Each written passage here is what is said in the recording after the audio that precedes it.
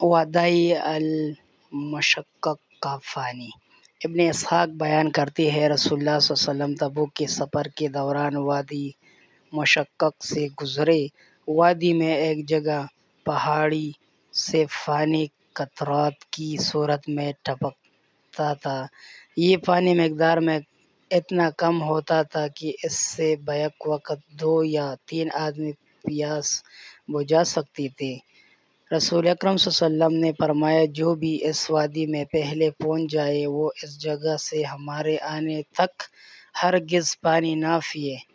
چند منافقین اس پانی تک پہلے جا پہنچے اور انہوں نے پانی پی لیا۔ جب رسول اللہ صلی اللہ علیہ وسلم وہاں آئے تو دیکھا کہ پانی بالکل نہیں ہے۔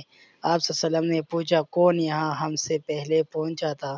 آپ صلی اللہ علیہ وسلم کو بتایا گیا کہ فلاں اور فلاں پہلے واردی ہوئی تھے۔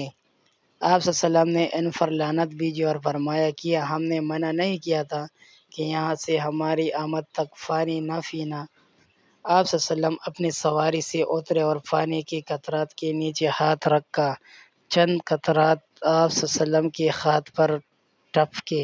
آپ صلی اللہ علیہ وسلم نے انہیں ہاتھ میں لے کر پانی کے منبع پر چڑھاؤ کیا اور پھر اس پر دست مبارک سے مسح کیا اور کچھ دیر تک اللہ تعالیٰ سے دعا کرتے رہے۔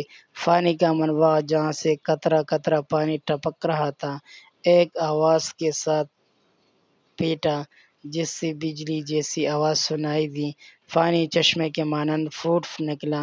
لوگوں نے خوب سیر ہو کر پانی پیا اور اپنی ضرورت کے لیے برتنوں میں بھی بھر لیا۔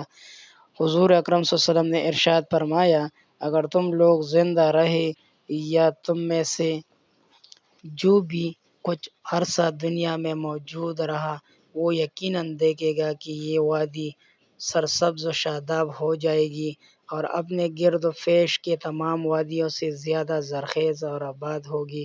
چنانچہ وہ وادی حضور اکرم صلی اللہ علیہ وسلم کے ارشاد کے مطابق بہت زیادہ ہری بھری ہے۔